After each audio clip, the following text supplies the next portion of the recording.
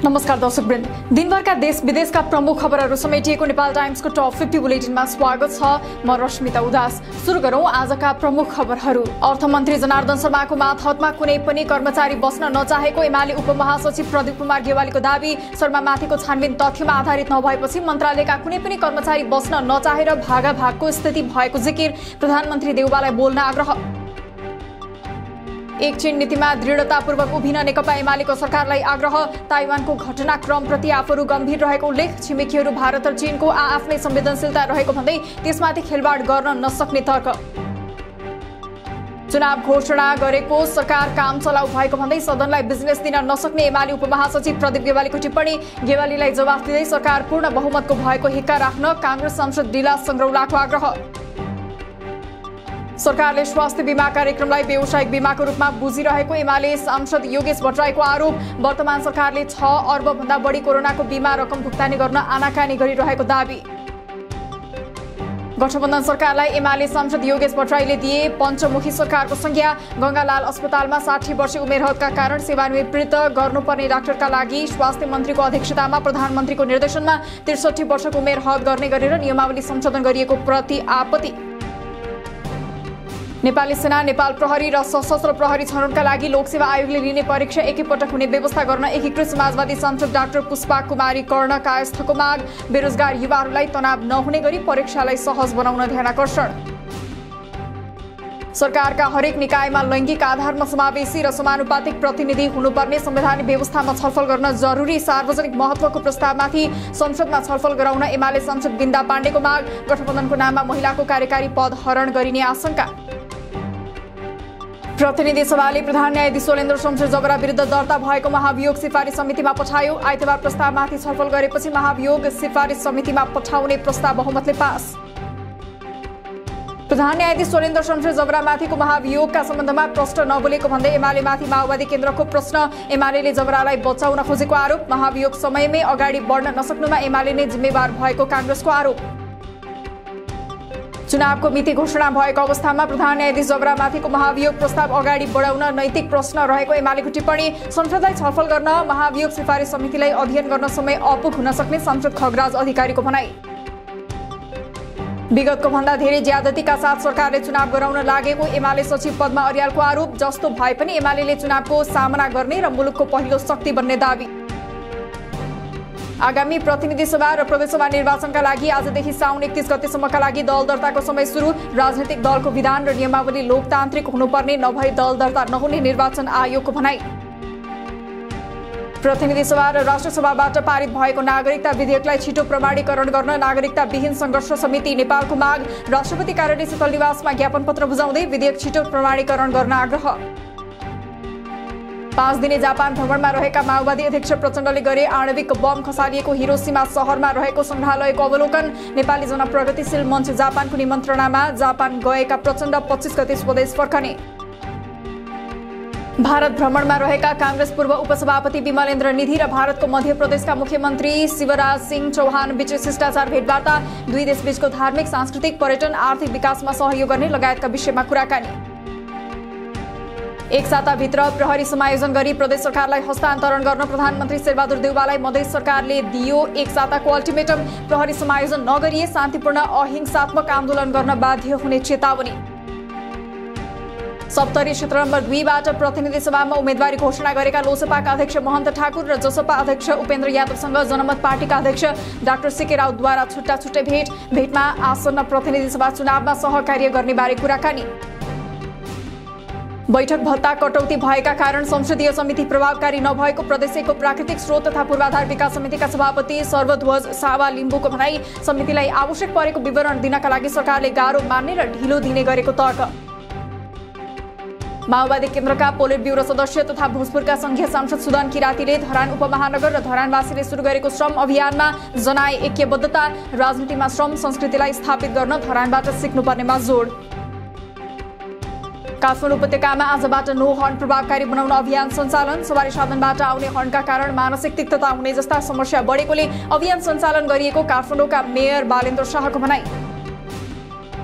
नेपालमा पछिल्लो 24 घण्टामा 3789 जनाको परीक्षणमा 553 जनामा कोरोना संक्रमण पुष्टि। आजै 433 जना संक्रमण मुक्त हुँदा मृतक भने शून्य। हाल देशभर 5659 जना सक्रिय संक्रमित।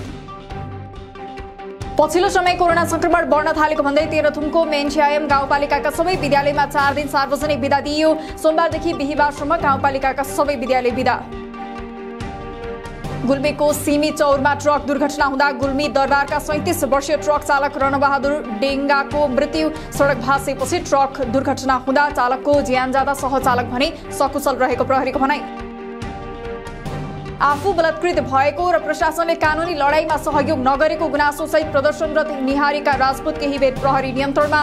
घटनाको अनुसन्धान सुरुवातदेखि नै मुद्दा कमजोर बनाउने गरी भएको भन्दै पुनः प्रारम्भदेखि जाँच गरिनुपर्ने राजपूतको माग। त्रिवी सेवा आयोग कार्यालयमा लगाएको ताला नेविसंघले आज खोल्यो। त्रिवी सेवा आयोगमा लगाइएको ताला खोलिएको नेविसंघ त्रिवी समिति सचिव योगेन्द्र रावलको भनाई। महोत्तरीमा ज्वाइँ शंकर सोदाले मट्टीतेल खन्याएर सासू महोत्तरी भङ्गाहाकी रेशमा देवी सोदा र उनकी छोरी अर्थात् श्रीमती प्रमिलाको शरीरमा मट्टीतेल छर्केर लगाए आगो। प्रमिलाको अवस्था गम्भीर, शंकरको खोजी जारी।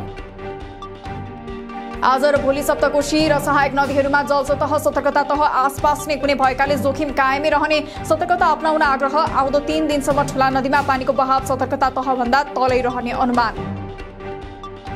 कर्णाली नदीले बर्दियातर्फ कटान तीव्र पारेपछि सत्ती पुल, बर्दियाको राजापुर र कैलालीको टिकापुर 8 मा रहेको श्रीलङ्का गाउँ जोखिममा। पुलको उत्तरपट्टि करिब 20 मिटर माथि गरिएको तटबन्ध भत्किएको र ड्याम भाँसिएर भत्कन थालेपछि पुल नै जोखिममा। आज पहाडी भूभागमा चट्याङसहित हल्कादेखि मध्यम वर्षाको सम्भावना। सुदूरपश्चिम लुम्बिनी र कर्णाली प्रदेशका 1 वा 2 स्थानमा भारी वर्षा हुन सक्ने। नदी नाला तथा खहरे खोलाहरूमा पानीको सतह बढ्न सक्ने। बैतडीका 8 स्थानीय तह पहिरोको उच्च जोखिममा रहँदा सुर्नया र पाटन नगरपालिका पहिरोको मध्य जोखिममा। वर्षातको समयमा विपदका घटना हुन सक्ने भएकाले सम्भावित घटनाबाट जोगिनका लागि आवश्यक उपाय अपनाउन जिल्ला प्रशासनको आग्रह। नेपाल भारतका सीमावर्ती क्षेत्रमा हुने अपराध तथा तस्करी नियन्त्रणमा थप कडाई गर्न दुवै देशका सुरक्षा अधिकारीहरूबीच सहमति। सीमावर्ती क्षेत्रको शान्ति सुरक्षा, तस्करी, लागु औषध जस्ता विकृत मिलेर नियन्त्रण गर्ने उल्लेख। अध्ययन प्रोत्साहनका लागि माध्यमिक शिक्षा परीक्षा एसईईमा 3.20 जीपीए ल्याएर जिल्लामै पढ्ने विद्यार्थीहरूलाई रेसुङ्गा नगरपालिकाले मासिक 4000 दिने। रेसुङ्गा नगरपालिकाभित्र 3.20 जीपीए ल्याउने विद्यार्थी संख्या हालसम्म 146। अख्तियार दुरुपयोग अनुसन्धान आयोगको केन्द्रीय कार्यालयमा उजुरी पर्ने क्रम बढ्दै। चालु आर्थिक वर्षको साउन 20 गतेसम्ममा 1432 उजुरी परे। घुस मागेको आरोपमा 1 उपसचिव र 2 अधिकृत पक्राउ। सर्वोच्च अदालतको आदेश अनुसार निजगढ अन्तर्राष्ट्रिय विमानस्थलबारे सुझाव दिन विज्ञ समूह गठन। वातावरण विकास, अर्थतन्त्र र हवाई क्षेत्रका विज्ञहरू समावेश समूहले 1 महिनाको समय पायो। सरकारले शुक्रबार बर्खास्त गरेका नेपाल एयरलाइन्सका कार्यकारी अध्यक्ष युवराज अधिकारी कार्यालयमा हाजिर। भोलिपल्ट शनिबार भएका कारण उनले बर्खास्तको चिठी नपाएको भन्दै कार्यालयमा हाजिर। झण्डै 4 करोड रकम खर्च गरेपछि भोजपुर र सङ्खुवासभालाई जोड्ने अरुण नदीमा बन्दै गरेको लम्सुवा घाटको पुलको ठेक्का प्रक्रिया 12 वर्षसम्म पनि निर्माण नभएपछि रद्द। पुलको डिजाइनमा समेत त्रुटि। गत आर्थिक वर्षमा दाङ र रुकुममा 19 वटा झोलुङ्गे पुल बने। रोल्पासहित 4 जिल्लामा थप 27 पुल बन्दै। रुकुम पूर्वमा 12, दाङमा 14 र रोल्पामा 1 पुल निर्माणाधीन। चालु आर्थिक वर्षमा 22 पुल निर्माणको योजना। जनप्रतिनिधिहरूबीच कुरा नमिल्दा बाराको प्रसौनी गाउँपालिकाले नयाँ आर्थिक वर्ष सुरु भइसक्दा पनि नीति तथा कार्यक्रम र बजेट पारित गर्न सकेन। एमाले एकातिर र कांग्रेस माओवादी र एकीकृत समाजवादी अर्कोतिर हुँदा गाउँसभा गर्न समस्या। गण्डकी प्रदेश सरकारबाट बढाइएको कर वृद्धि तत्काल खारेज गर्न कांग्रेस गण्डकी प्रदेश समितिको माग। जनतालाई नै शास्ति दिने गरी भएको निर्णयलाई तुरुन्त बदर गरी गत वर्षको करलाई यथावत गर्नका लागि सरकारको ध्यानाकर्षण। सुनको भाव आज तोलामा 500 रुपैयाँले घटेर 96,300 रुपैयाँ कायम। चाँदी पनि तोलामा 15 रुपैयाँले घटेर प्रति तोला 1205 रुपैयाँमा कारोबार। चेक बाउन्सका सम्बन्धमा सर्वोच्च अदालतले आफैले गरेको फैसलालाई उल्टायो। यससँगै अब चेक बाउन्स भएमा प्रहरीले पक्राउ गर्न बाटो खुल्यो। खातामा पर्याप्त रकम नभए पनि चेक दिएमा ब्याङ्किङ कसुरको मुद्दा लाग्ने। साताको पहिलो कारोबार दिन शेयर बजार परिसूचक नेप्से 10.27 अङ्क अर्थात् 0.49% बढेर 2123.82 अङ्कमा बन्द। आजै 2,67,63,38,38,000 को शेयर कारोबार। इंग्लिश प्रिमियर लीग फुटबलमा आज 3 वटा खेल हुँदै। आज म्यान्चेस्टर युनाइटेड र ब्राइटन, वेस्ट ह्याम र म्यान्चेस्टर सिटी तथा लेस्टर सिटी र ब्रेन्टफोर्ड खेल्दै। क्लबको भविष्यका लागि क्रिस्टियानो रोनाल्डोलाई बेच्नुपर्ने म्यान्चेस्टर युनाइटेडका पूर्व कप्तान वायन रूनीको भनाई। भविष्यका लागि सोचेर टिम बनाउनु पर्ने र प्रिमियर लिगको उपाधिका लागि तयार रहनुपर्ने दावी। इजरायलले प्यालेस्टाइनको गाजा पट्टीमा गरेको हवाई आक्रमणमा परि मृत्यु हुनेको संख्या 32 पुग्यो। 200 भन्दा धेरै घाइते। हवाई आक्रमणमा PIJका नेता तैसिर जबारीको पनि ज्यान गयो। क्युबाको एक तेल डिपोमा चट्याङ पर्दा भीषण आगलागी। आगलागीका कारण 21 जना मानिस बेपत्ता। अहिलेसम्म 80 जना घाइते। अस्पताल भर्ना गरिएका 36 जना मध्ये अधिकांशको अवस्था गम्भीर। भारतको 14औं उपराष्ट्रपतिमा पश्चिम बंगालका पूर्व गभर्नर जगदीप धनखड निर्वाचित। धनखडले 528 मत प्राप्त गर्दा विपक्षी मार्गरेट उम्मेद्वारको पक्षमा 182 मत। धनखडले यही अगस्त 11 मा पदभार ग्रहण गर्ने। बंगलादेशमा पेट्रोलियम पदार्थको मूल्य वृद्धि विरुद्ध भएको प्रदर्शन हिंसात्मक बन्दै हजारौंको संख्यामा सडकमा उत्रेका प्रदर्शनकारीहरूले ठाउँ ठाउँमा टायर बाल्नुका साथै सार्वजनिक सम्पत्तिमा समेत आगजनी गरेपछि प्रहरीद्वारा धरपकड। चीनले ताइवानको सीमा क्षेत्रमा सैन्य अभ्यास गरेको प्रति अमेरिकाद्वारा चर्को आलोचना। सैन्य गतिविधि गरेर चीनले तनाव बढाएको आरोप लगाउँदै यस्तो कार्य रोक्न आग्रह। चीनको गतिविधि उत्तेजनापूर्ण र अनुत्तरदायी रहेको दावी। र अमेरिकी सभामुख नेन्सी पेलोसीको पछिल्लो ताइवान भ्रमणको चीनका विदेश मन्त्री वाङ यीद्वारा कम्बोडियामा आलोचना। भ्रमणले चीनको सार्वभौमसत्तालाई गम्भीर प्रहार भएको आरोप। विश्वका 100 बढी मुलुकले एक चीन नीतिप्रति प्रतिबद्धता जनाएको स्मरण।